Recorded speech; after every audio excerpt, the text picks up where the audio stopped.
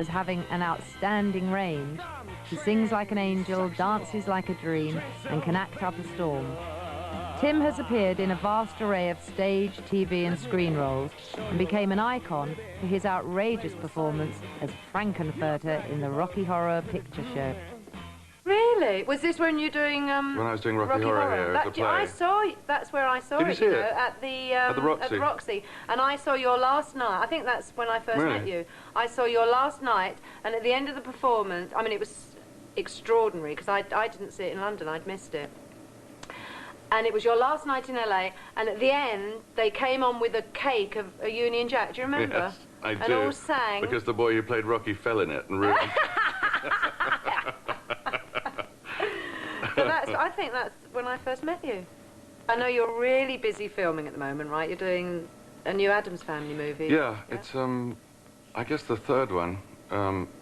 It's the Addams Family reunion, and I'm doing Gomez Addams. Right, well, of course, yeah. And Daryl Hannah is playing Morticia. Oh, hello! Oh, she's my love. Gorgeous, isn't she? She is, and she's actually kind of perfect for Morticia, even though she's blonde. She's wearing this, you know, extraordinary black wig, and she's got the bluest eyes. And she must look extraordinary, and that she really long, looks amazing. long body, because she's got such a... Because what is she? She must be 5'11", 6 foot. Taller than me.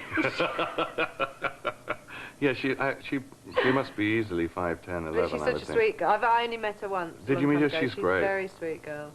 But it must be so much fun to play those characters. Do you spend most of the day on the set laughing? We do giggle quite a lot. It's well, it's sort of fun playing a cartoon, really, because you can take things a bit further than perhaps you might. And also, Gomez has a kind of extraordinary enthusiasm about everything. When he's enthusiastic about something, it's total. But you live here, don't you? You live in LA. I do. How long have you lived here? I've lived here about 10 years. I lived here briefly in the 70s. Mm-hmm. I had a strange apartment in a building called Sunset Tower, which is now... Oh, I know that. I lived in Sunset Tower. You're kidding? When did you live there? I lived there about 75, 76. I was there a bit earlier than that. I think about 73. Just for about a year. No. 78. It was... Oh, really? It was pregnant after me? with Carly, so it was after you. Because it's a rather grand hotel now. Isn't it the St James's Club now? Yeah, well, yeah, it's the Argyle Hotel. It's changed again. It's even gone on from there. It's a great building, though, isn't it? Wonderful building, a sort of classic Art Deco building that was falling down, really, when I was living there. Me too, yeah. Stacey Keach lived next door, and that's right. Iggy Pop lived there too. And Donovan used to live there. Did he used to live there? Yeah, he had the penthouse on top. Did you ever go up there? No, when I was there, Diana Ross had it as an office. Oh, we're such names. No, but you used to see her in the lobby, you know, with piles of packages from Beverly Hills, and she'd stand there and say, "Could you please press the button for the elevator for me? My nails are too long." She had these great Streisand nails. And Iggy Pop, you know, the ambulance used to come for Iggy about once a month. Because he always believed that he could dive from his apartment window into the pool. And sometimes he could. Did he try? Oh, yeah. You're joking. Oh, yeah. What floor was he on? 7, I think. Oh, is that true? Yeah. Oh, my God. But because that was LA in its kind of druggy period, wasn't it? Oh, yeah. Now, I read, I can't believe this, that you're an avid gardener. Is that true? Yes. It's odd, isn't it? Yeah. I know. I would never think of you of garden. Cooking, yeah, you cook. Yeah, I do cook, yeah. Yeah, I could believe that. But so tell me about your garden. Well, what do you like to do in the garden? Well, I think that's, you know, it's perhaps an English thing. I think that sometimes, you know, I think when Englishmen are 30, you know, a trowel appears in their hand like a sort of prosthetic device. And I really got into it here, partly because you can grow anything. That's true. And this place had been empty for 5 years because it had been bought by a developer to pull it down, because it had quite a lot of land, and it had clearly had a wonderful garden at one point, and I've been sort of restoring it. Oh, how lovely. I mean, a lot of it's actually saying left a bit, please. Juan, you know, but I do get out there and do it. Have you got any animals? I have dogs. I have 2 border collies. Ah. Who were rescues, you know. Ah, you got them. Yeah, that's a nice thing to do, isn't it? Well, I have a great friend here called June Roberts, who's one of my oldest friends. I mean, we used to share an apartment. Yeah. Yeah, I know her actually. Yeah. Well, when I was doing Rocky in London, you know, we were sharing an apartment then, and she's out here now. She's a screenwriter, and she rescues dogs. She always has. She never has less than like 40 in the back garden. Yeah, no. And she goes down to South Central LA and picks them off the street, what a you lovely know. thing to do. Do you miss London? I do, yes. Do you get back? There have been periods when I haven't. I'm sort of, you know, I've been missing it quite a lot recently. And in fact, you know, I'd quite like to have a place there now after being here 10 years. I know. Well, that's what I'm discovering. So perhaps I'll have to borrow one. You come and stay with us. It's yeah, I do. I think. Well, you know, I think sort of cities go through phases, you know. You're right, I think it's in a very good place right now. It did get quite sad for a while, and it's actually quite buzzy. I'm a sort of country boy from the west Where of are you England. from? Are you from the west? Well, if anywhere, from Plymouth, really. Are you? Yeah. Oh, then you are a country boy. I am a country boy, see. When did you leave Plymouth to go? Did you always want to be an actor?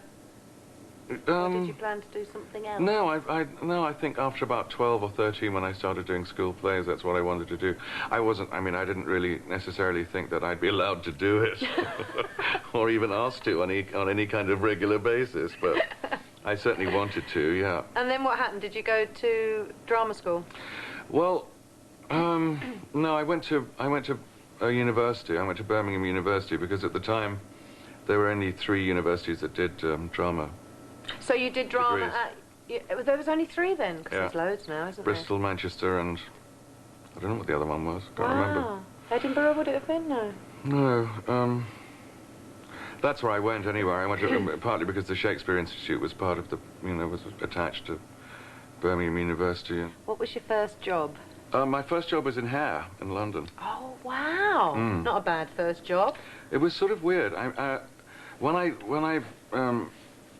When I finished at Birmingham, I was supposed to have a job at Birmingham Rep, but because, you know, I didn't have an agent and they didn't have any kind of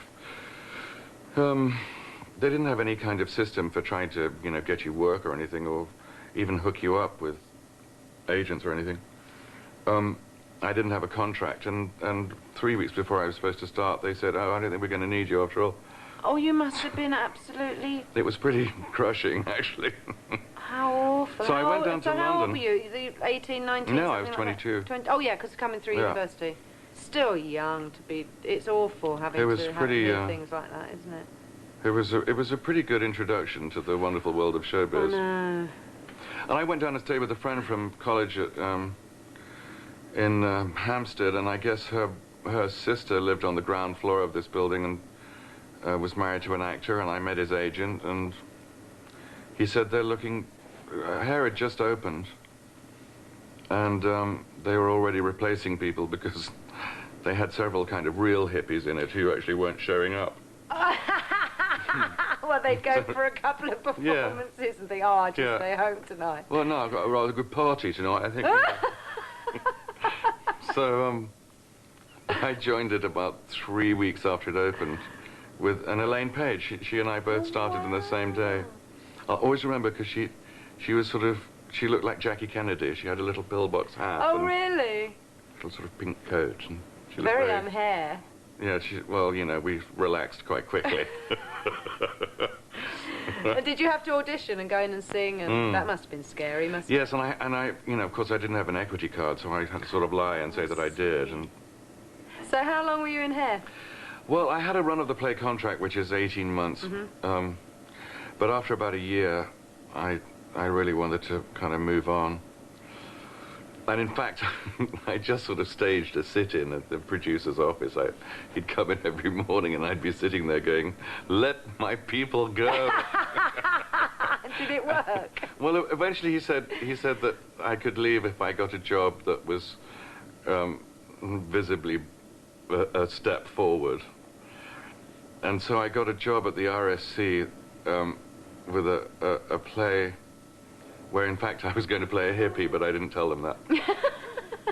And I had one line. That's very impressive to go straight from a London stage Well, it show wasn't to really. the RSC, no? It wasn't really. Wasn't it? It was a play with Frank Finlay. Uh-huh. And at the end of it, he went to a performance of the Living Theatre, and they had 4 of us sort of crawling through the theatre doing the Living Theatre. Oh, I see. I am not allowed to smoke marijuana. That was my line, I think. And we understudied, too. And how long were you And we used there? to do the Evening Standard crossword in the first half and the Evening News crossword in the second half, and pray that we never had to go on.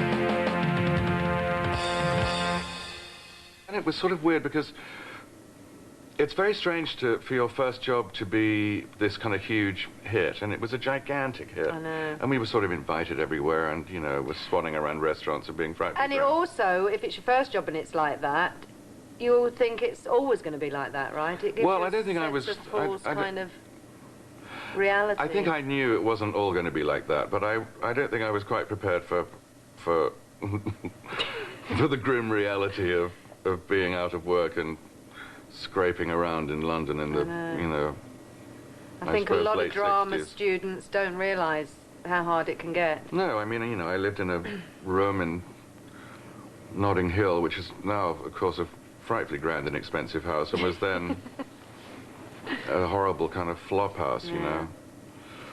And I think I shared a room, which was really like a couple of mattresses on the floor, and the rest of the house was full of junkies, and I remember actually having to wash the blood off the walls to go to the bar, have a bath. Really? So it wasn't very glamorous. That's disgusting.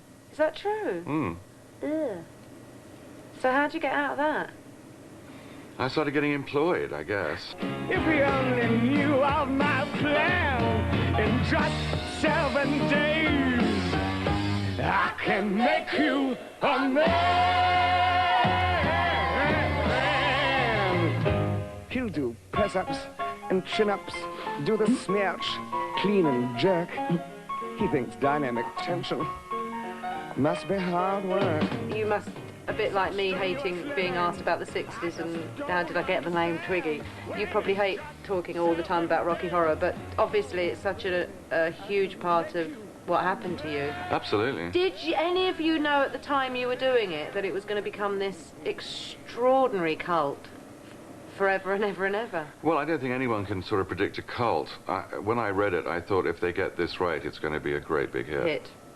And it was an extraordinary piece, and you were amazing. Absolutely. But, you know, amazing. people sort of forget that it started in this tiny theatre. I mean, it was at the theatre upstairs at the Royal Court, which is only seated 60 people. I mean... I wish I'd have seen it there. It was pretty swell there because it was such a tiny space. And I mean, the Roxy wasn't very, very big, was it? well, Bigger it seated than about that? 200 or 300 Oh, is people. it that? Oh, it is much, much bigger then. It was quite a bit bigger. And we moved down the King's Road, you know, to ever larger cinemas because the play was... In the play, Frankenfurter lived in this abandoned cinema. That's right. So we first did it at the Classic Cinema in Chelsea when we moved, and that became a mall, I think. And then we were at the Asoldo, which was renamed the King's Road Theatre, and that was quite a bit bigger.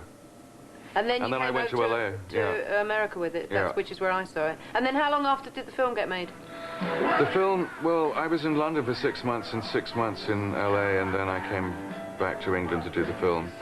And then we opened on Broadway after that, where it was a fairly spectacular failure. I think that Broadway wasn't really terribly ready to welcome a British pop art bit musical. before its time for Broadway? Well, I think in some ways it was a bit after its time. Oh, really? I mean, the Theatre of the Ridiculous was already a great big hit in New York. But when was this then? Because this was after the film.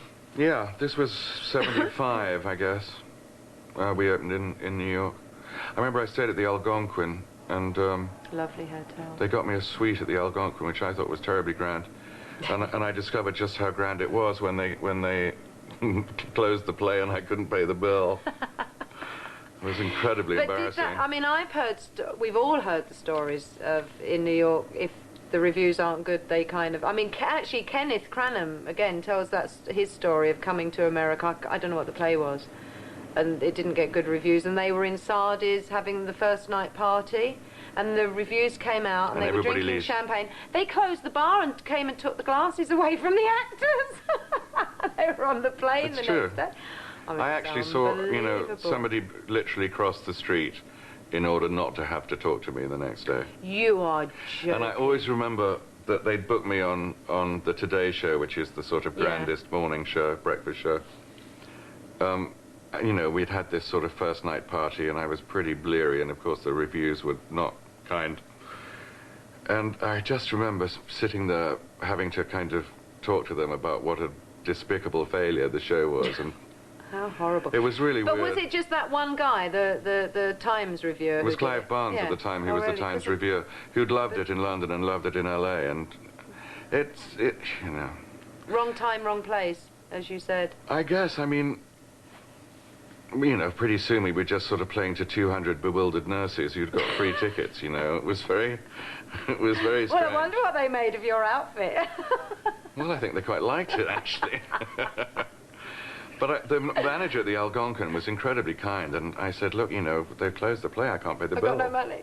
Was he And he all said, right? well, you'll be back, pay me when you can. Aww, And actually, I sweet. came back that summer with Travesties, which was a huge hit, and won like 5 Tonys. And I always Oh, that remember was nice. going into the Algonquin, and I had it all done in $5 bills, and I counted them out onto the table. He said, I knew you'd be back. It was so sweet, isn't that lovely? That's a nice story. Yeah, Now, the poor other chap. thing that you are incredible doing is the voices for all these animated films. Cartoons, yeah. Because Carly, as you know, is obsessed with it, because Yes. that's what she wants to do. And I can remember sitting and watching Fern Gully. Do you remember that one when you played the... I played somebody called Hexus, who was a sort of god of destruction. Because it was about the rainforests and the... And pollution you were and- the bad guy, yeah. right? Of course, with her voice. And I must have watched that so many times, because she was obsessed with it at the time. And but you've done quite a few, haven't you? I've done a lot. I was here, when I first moved here, I did Me and My Girl on the road. That's right. Because I'd been at the National for about 18 months, and the cupboard was bare, you know. Like it gets when you work at the National. Like it or the gets. RSC. And they offered me rather a sort of generous amount of money to go around the country doing Me and My Girl, which I love doing. I'd say great fun show to do. Yeah, if it you're going to was. do a show on the road, at least that's a great one to do. Yeah, and it gave me I a didn't sort of... get to see you, but I hear you were brilliant in it. It was a lot of fun. I really enjoyed it. And it gave me, you know, a little sort of steak. Nest egg. Yeah, a little steak, you know, to set up here. Is that when you bought your house? And it's not this one. I had a sort of little one because I thought I was going to, you know, live between here and London, but you know, it's too far. No, I was doing Me and My Girl, and this guy called Gordon Hunt, who's Helen Hunt's father, Yeah. who used to run the Mark Taper Forum here, Oh, yeah. was the dialogue director at Hanna-Barbera. You know, who the famous cartoon Yeah. firm. And they were, They did, if you can didn't believe they it. do the Flintstones? Hannah? Yeah, and Yogi Bear and all of that yeah, stuff. all those really famous ones. Yabba dabba doo. Yabba dabba doo. Boo boo. Exact, boo boo. Well, they did all of that, and they were doing a series of Bible stories, and they asked me to be the snake in Adam and Eve. Oh, what fun. You always get to Adam. play the villains. Well, yeah, I sort of got into But they're that. much more fun, aren't they? Yeah, they're always much better written too. Yeah. So I did that, and I had such a ball. And that was while I was on the road, and I said to Gordon, I'm going to be coming back to live here, and I'd love to do some more of that. And he was just very kind. I mean, every time they were, you know, casting a series, he would get me to come in and, because they just, you know, audition you in front of microphones and stuff. And he just always let me come in, you know, and they show you the drawing of the character that you're going to do. But it must be so much fun to do. Oh, I love I'd it. love to do one, actually. But particularly, too, that, you know, because out here I pretty much concentrated on movies, and, you know, even if you do 2 a year, that sort of months without doing anything, trying to find one or waiting for one to start, and sometimes wondering if there will ever be another one.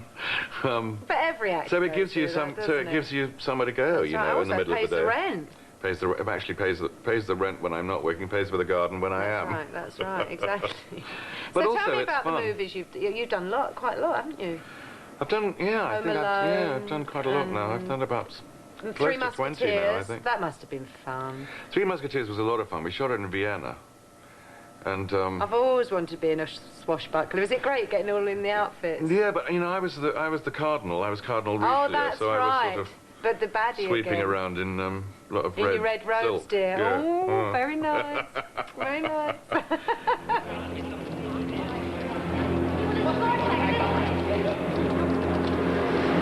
You have failed. Oh, you're so naive. Things couldn't be more perfect if I'd planned them myself. The King of France dies at the hands of his own personal guard. Grief-stricken, terrified, the huddled masses turn for comfort to their devout spiritual leader, who, ever so humbly, assumes the throne with the Queen by his side. I would rather die. That can be arranged!